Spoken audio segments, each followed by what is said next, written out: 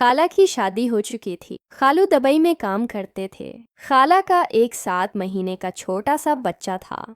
खाला शहर में रहती थी और हम गांव में रहते थे। मैं खाला का पसंदीदा भांजा था। वो मुझसे बहुत प्यार करते थे।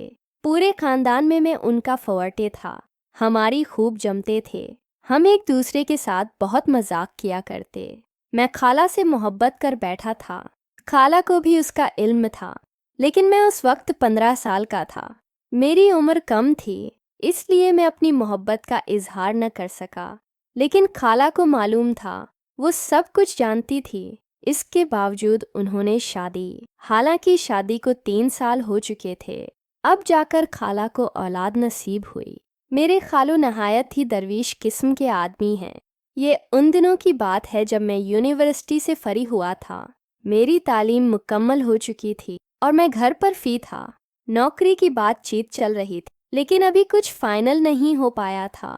एक रात खालो का फ़ोन आया। उन्होंने मेरी उम्मी को बताया कि माया आजकल बहुत अकेली हो गई है, जैसा कि मैं काम के इस सिलसिले में दबाई होता हूँ। आप जानते हैं, मुझे आपसे एक मदद चाहिए। मेरी अम्मी के पूछने पर उन्होंने बताया कि घर पर काम करने वाली मुलाजिमा ने काम छोड़ दिया है और बच्चे की देखभाल करनी होती है। वो घर का काम तो भी मुश्किल कर लेती है, लेकिन बात सामान वगैरह लाने के लिए और दूसरी ज़रूरियात ज़िंदगी के लिए इसे बहुत परेशानी का सामना करना पड़ता है। दूसरी मुलाजमा के लिए कोशिश की है, लेकिन अभी तक कोई बात नहीं बनी। काशी क्योंकि फ़ी है, अगर हो सके तो उसे मारिया के पास भी। जैसे ही मुलाजमा का इंतज़ाम हो जाएगा, वो वापस आ जाएगा। मुझे यकीन है कि काशी मारिया का बड़ा ख्याल रखेगा। मेरी अम्मी ने कहा, अब बेफिक्र हो जाए, मैं कल ही काशी को मारिया के पास भेज दूंगी। सभी अम्मी ने मुझे बताया कि रात को तुम्हारे खालों का फ़ोन आया था और वो बहुत परेशान थे। अम्मी ने मुझे सारी बात बताई। कहा आज ही हालांकि पास जाऊं। जो ही मैं ने ये सुना तो मेरे अंदर मानो एक खुशी की लहर दौड़ पड़ी है। तो बहुत देर से खाला से मिलना चाहता था, लेकिन यूनिवर्सिटी में मसरूफियात ही बहुत थे, जिसकी वजह से मैं टाइम ना निकाल सका। और हालांकि भी नई नई शादी हुई थी। मैंने उम्मी से कहा, आप मेरा सामान पैक कर दो, मैं आज ही चला जाऊंगा शाम को। मैंने अपना सारा सामान बांधा, स्टेशन पर चला गया। मैंने ट्रेन पकड़ी और सीधा खिला के पास चला गया। उम्मी ने खाला को बता दिया था कि काशी आ रहा है, इसलिए खाला ने मेरा मन पसंदीदा खाना बनाया। मैंने जाकर बेल दी, तो जब मेरी खाला ने आकर दरवाज़ा खोला तो मैं उनको देखकर हैरान सा हो गया। खाला ने काले रंग का सूट पहना हुआ था, जिसमें खाला क़यामत लग रही थी। वो तो पहले ही बहुत खूबसूरत थी, लेकिन शादी के बाद तो उनके हिसन में मज़ीद इजाफा हो गया था। खाला जैसा हुस्न हमारे पूरे ख़ानदान में किसी का न था। इनके जिस्म की हर एक चीज़ कमाल थी। मैं तो खाला को देखता ही रह गया। खाला ने हंसते हुए कहा, अरे काशी, कहाँ गम हो गए? मैंने कहा, कुछ नहीं, मैं देख रहा हूँ, आप तो बहुत प्यारी हो गई हैं। मैंने खाला से कहा, मुझे गले नहीं मिलेंगी। ये कहना था कि खाला ने मुझे गले लगा दिया और कहा, तुम अभी भी नहीं बदले, बरशरारती हो। मैं अंदर गया, हालांकि बेटा सो रहा था, तो मैंने उसे जाकर गर्द में उठाया और कहा, ये बिल्कुल आप पड़ गया है। खाला ने कहा, चलो बातें भी करते रहोगे कि खाना भी खाओगे। फिर मैंने खाना खाया। रात काफ़ी हो चुकी थी, इसलिए मैं कमरे में जाकर सो गया। सुबह उठकर मैंने नाश्ता किया, मेरे पास आकर बैठ गई और कहने लगे, काशी, तुम भी सोचते हो गए, तुम्हारी खाला ने तुम्हें काम के लिए यहाँ बुला लिया है। मैंने कहा, खाला, ऐसी वैसी कोई बात नहीं है, आपके लिए कुछ भी वह गाने लगी, इसलिए मुझे तुम सबसे ज़्यादा अच्छे लगते हो। दोपहर को मैं और खाला फिल्म देख रहे थे कि छोटो रोने लग गया। शाला ने कहा, ही से भूख लगी होगी। मैंने छोटों को खाला को पकड़ा दिया। खाला ने उसे अपना पलाया।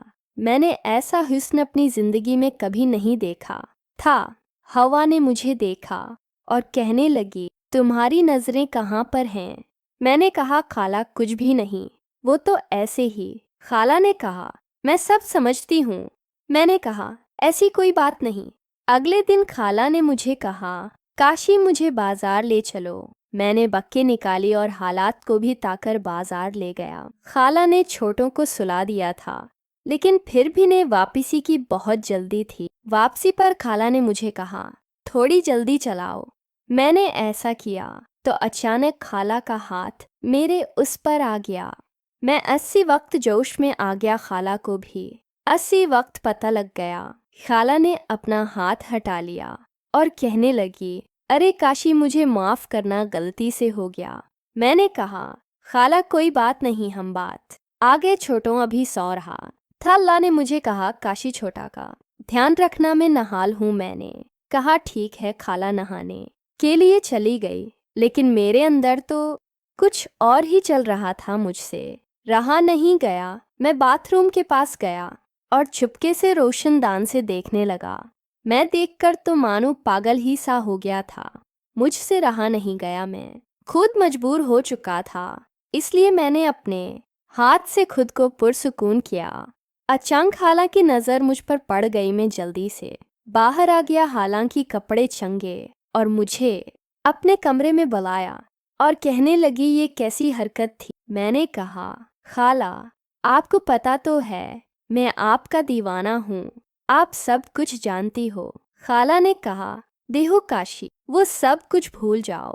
अब मेरी शादी हो चुकी है और तुम्हारे लिए मेरे दिल में कोई जगह नहीं। मैं मुंह बनाकर बाहर आ गया। शाम को खाला ने मुझे खाने के लिए बुलाया, लेकिन मैं नहीं आया। खो ने रात को मुझे बुलाया और कहने लगी, काशी चलो, अब गुस्सा छोड़ दो। मेरी खाला ने मुझे अपने हाथों से खाना खिलाया और मुझे कहा कि आज रात मेरे कमरे में ही सो जाओ। खाला ने नगदे पहनी हुई थी और खाला का हुस्न इसमें से वाज़िह तौर पर दिखाई दे रहा था। मैंने कहा, आप इस नगते में तो कियामत लग रही हो। खाला ने कहा, तुम बाज नहीं आओगे। रात को खाला ने कहा, काशी तेल से मेरे सर पर मालिश कर दो, सिर बहुत दर्द हो रहा है। मैंने मालिश करते करते अपने हाथ हालन के दोनों पर ले जाता।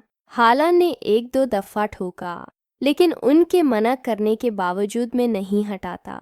खाला ने मुझे कहा, मैं सब समझती हूँ काशी कि तुम क्या चाहते हो। मैंने कहा, खाला ऐसी वैसी कोई बात नहीं है, मैं तो सिर्फ आपको मालिश कर रहा हूँ। खाला ने कहा, मुझे पता है तुम कौन सी मालिश कर रहे हो।